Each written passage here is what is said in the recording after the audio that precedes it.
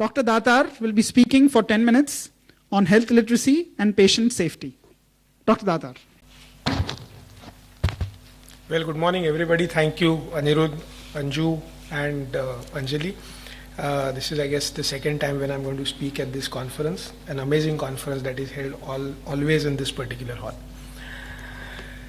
Are you at risk? Health illiterate patients are at risk of medical errors is a well-known fact. But can you believe that such kind of a patient can be also a potential risk to a doctor? Don't believe this? Here is a true story from my own experiences.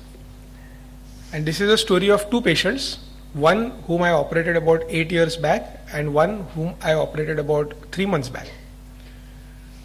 The lady who was operated 8 years back had a cardiac surgery done in the past, which she had not disclosed to me.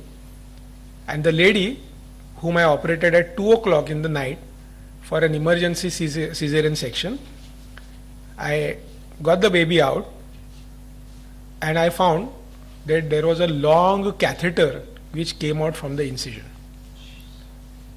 And I was stunned and shocked.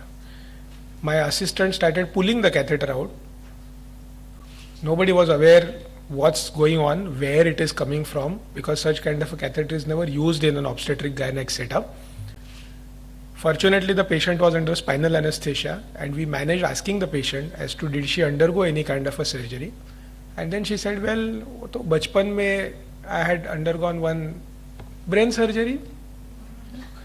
And there was a drain which was put from the ventricle to peritoneum, a VP shunt was put, which typically one would not see the signs for unless the patient discloses. And I was extremely annoyed with the patient as well as the relatives. So I came out, I fired the patient's relatives at 2 o'clock in the night. I have a system of giving a self-declaration form to all my patients, and this lady had not even filled up that self-declaration form telling me that she had undergone this kind of a surgery. At the end of it, I realized that this particular patient was practically speaking not aware of the fact that she ought to have disclosed this particular information, which is a very, very, very important information. To add to that, social determinants, the husband was not told that the lady has undergone a surgery in the childhood. And we were supposed to be the gynecologist from the husband side. Yeah? So the mother-in-law used to come all the time with the patient. And because the mother-in-law was not aware, the doctor who is the mother-in-law's side doctor, a gynecologist like me, a poor gynecologist, also doesn't have privy to this kind of information. So typically speaking, ladies and gentlemen, we all know that there are hundreds of root causes for medical errors, and the outcome of medical errors are victims. We all know that the patients are victims, their relatives are victims, but healthcare providers are also the victims of these kinds of medical errors. The WHO knows this. 8th common cause of deaths across the world is considered to be unintended medical harm. 50% of these deaths are preventable.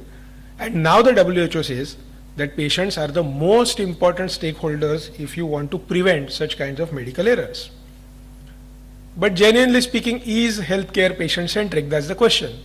And the ball lies in the courts of both doctors as well as patients, because doctors typically adopt something which is called as a very highly paternalistic attitude and see that giving information about healthcare, consent, etc., many of the times is a waste of valuable time, and in fact it will cause a scare in the minds of patients. So doctors are more scared than patients themselves when it comes to information.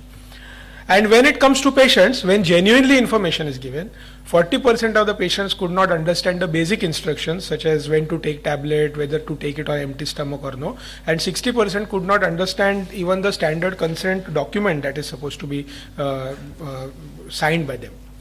So now it's a very well known fact that the patients who have limited health literacy are more likely to skip preventive measures, require hospital administrations. They are more likely to use services to treat complications rather than prevent complications. They would feel shameful and vulnerable most of the times. They would end up spending more money. They would be unsatisfied. And you cannot have a better setting for a medico-legal case when a patient feels vulnerable and being exploited in the healthcare setting. So we wanted, the WHO wants, and every one of us wants this kind of a partnership between doctor and the patient. But in reality, the problem is that there is a big, huge void between the patients and the doctors. And number of things are going to be done, have been done, are being done, and a lot of these kinds of things and initiatives will be shared today in this particular conference. I am going to share only 2 of those kinds of case studies in which I have been instrumental in getting patients empowered. And here I go with the first case study. On 22nd of April 2011, me, supported by many other like-minded colleagues, friends, doctors as well as non-doctors, and I'm particularly happy that Anirudh, Anju, both of them have been with me right from the beginning of this particular initiative. We started an NGO called as Patient Safety Alliance. The aim and the objective of this organization is basically to empower patients as well as to support healthcare professionals with the aim of ultimately reducing medical errors and reducing medical harm. And this is what we are going to do through patient education, as well as a lot of judicial activism shall be planned down the line in health policy and health law in this particular country. We first started something which is called as Be Alert, Be Safe workshop, and the first workshop again was done at Health Library on 2nd of July. So this is a typical interactive 2 hours workshop, and the topics that we cover are why medical errors occur, how to effectively do consultation with the doctors, how to prevent medication errors, as we know that medication errors are the highest as far as all the medical errors that are there across the world, how patients can help infection control and infection prevention, use of internet to find authentic medical information, and last topic is supposed to be the legal recourse. How do you plan a legal recourse against a healthcare provider? And this is an interactive kind of a session with a lot of role plays and videos, etc., etc. We have released certain kinds of patient safety alliance tools, particularly helping patients to have effective consultation. There is a medication card that we have created. There is a very interesting checklist that we have created which patients can use at the time of getting admitted to the hospital as well as at the time of getting discharged from the hospital. And these have also been translated into a couple of Indian languages, and they are available on our website, that is www.patientsafetyalliance.in. And here is the second case study that I would like to highlight. Taking consent is a very big job for most of the doctors, because that's a very specific set surgical process where you have got to legally give a lot of information to the patients. So we set up multilingual, audiovisual, interactive patient information and consenting tool using the information technology and the software. We typically understood and addressed these gaps as to how much information is sufficient medically, ethically, as well as legally, how much to disclose and how much is not legally required to be disclosed, how to do so without frightening the patients. That's very, very important, especially when you talk about complications. How do you document this kind of a communication that takes place in the hospital or the clinic? How to get over the language barrier, because we typically have this setting of multilingual situation in this particular country. How do you actually allot this kind of a time? Because in a busy practice for a doctor, how do you find this kind of a time? That was another big challenge. How to improve the patient recall and how to improve the overall patient experience.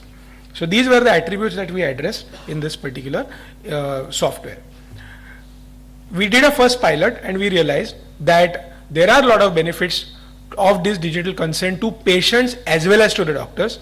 It brings in transparency and fairness. It brings in a sense of shared decisions as well as shared risks, so decreases the possibility of medico-legal problems, ensures that sufficient information is given every time to the patient, irrespective of whether the doctor has the required time or no in that setting.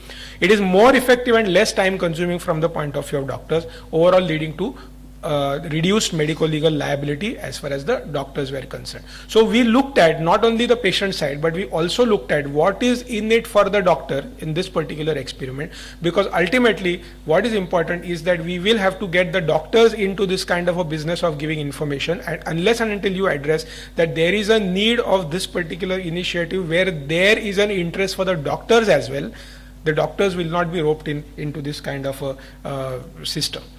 Ladies and gentlemen, ultimately, we all want Sarve Sukhinas Santu, Sarve Santu Niramaya. Thank you very much for patient hearing.